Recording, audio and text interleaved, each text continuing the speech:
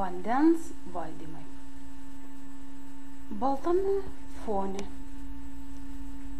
užpildome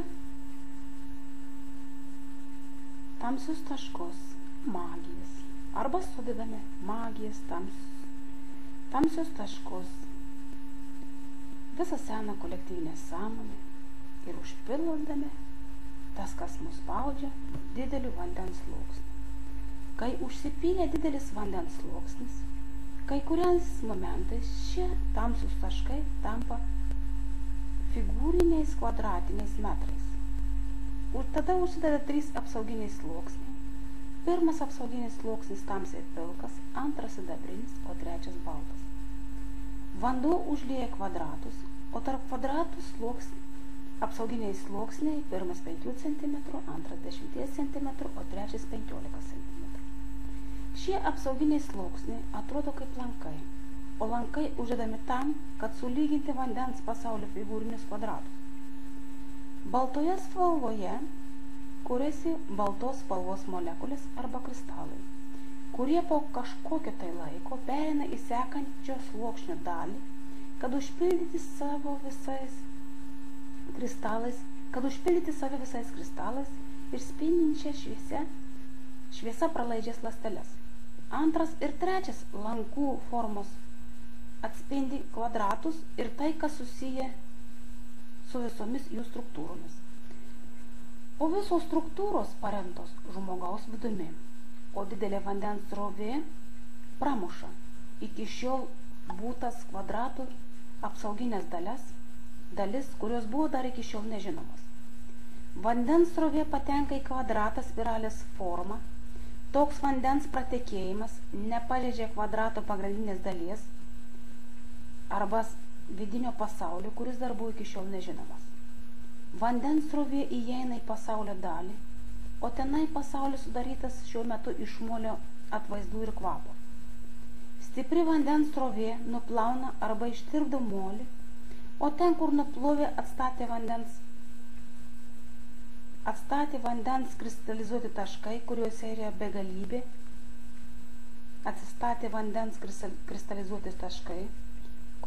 begalybė, kurių paskirsto į atitinkamus taškus ir jų vietas, o kai kuriuose sustatyti ir tikslai, jie atlieka tai, kad molio kvapas ir atvaizdas taptų pralaidus vandenį. O vandens pagalba vidinis pasaulis yra stiprinamas ir iškeliams į realųjį pasaulį be jokios ardančios dalies ir su didžiulė norma, kuri persikelia ir į realųjį pasaulį, o realusis pasaulis naujam pasauliui suteikia naują kvapą, spalvas ir gyvybę. O vidinis pasaulis realiajam pasauliui duoda stiprumą ir naujas vandens struktūros formulės. Čia vyksta pastovi cirkuliacija ir ėjimas iki begalybės su dangiškuoju tėvu. Siunčiam impulsai iš sielos ir materializuojam normą. Baltame horizonte dedasi visos nesąmoningų minčių suprojektuotos dalis, o visos dalis yra paimtos iš nerealaus pasaulio, o šis pasaulis šiandien negali pasiekti naujos realybės, tai sąmonė. Baltas horizontas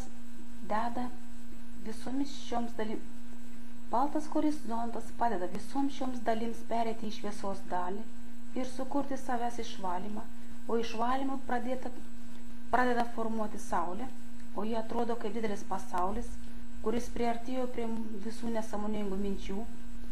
Saulės šviesa ir kaitra degina visas tamsias žmonių dalis, kurios pavirsta į dulkes, o šventosios dvasios vanduo nuplauna dulkes, o vietoj dulkių pradeda kurti stebuklingi milteliai su mažų žvaigždučių atvaizdais. O žvaigždučių atvaizdai skrieja per visą pasaulį, barstydamos savo dalis, o tai reiškia, išformuoja, kas buvo pažeista seno, o galbūt ir nepasiekiama dalimi. Po tokių stebuklingų miltelių perėjimo užsideda didelė norma. Norma viską sulygina taip, kaip dangiškasis Dievas buvo sukūręs nuo pradžios. Stebuklingiai milteliai jungia saulės spindulius su vandens struktūros atvaizdais, kuriame gauname spalvotą apskritimą, o šis spalvotas apskritimas dedasi ant visų senų buvusių kontūrų, o visi šie kontūrai atstato naujų šviesių spalvų atspindžius, per kuriuos eis naujo pasaulio dalis, kurios bus sukurtos iš pradžios. O tai reiškia, kad senosios dalis jau išformuotos, o kai išsiformuoja praeitis, užsideda baltas laukas, kuris rodo naują realybę, o ši naujoji realybė yra kaip didelis apskritimo formos tunelis, kuris driekiasi tiek, kiek leidžia žmogaus supratimas, arba tiek, kiek yra pajėgus išvystyti savo energiją. Nes šis tunelis yra sukurtas iš pasaulio harmonijos atvaizdų, o sukurta pagal dangiškojo tėvo atvaizdą, kad nebūtų jokių pažeidimų ir nereikalingo supratimo, kuris bando sujaukti arba sugriauti, nes dabar supratimas yra pastatytas teisingų požiūrių ir reikia tiksliai atsižvelgti į tai ir kartu eiti su dangiškoju tėvu ir valdyti visas situacijas su visais pasaulio gamtos vaizdais per normą ir dangiškojo tėvo atvaizdą. Tai bus saulės spindesys, kuris parodo kiekvienam žmogui dalelę šviesos žmogaus pasąmonėje, o tai bus mažas žmogaus šviesos stebuklas jo tamsiajam pasauliui. Šis spindesys apsups žmogaus visas situacijas ir informaciją. Saulės šviesa spiralės formą nuties žmogui kelią arba atves jį į tikrąjį žmogaus pasaulį, kurį yra sukūrusi jo siela.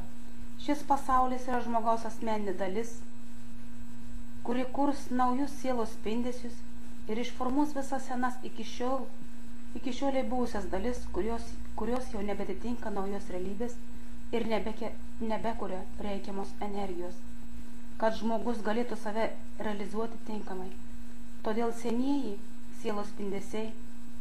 Todėl naujieji sielos spindesiai sustato dabartiniam žmogui kelią į naują realųjį pasaulį, kad žmogus galėtų save vystyti pagal naujas technologijas, kurias dangiškasis tėvas duoda.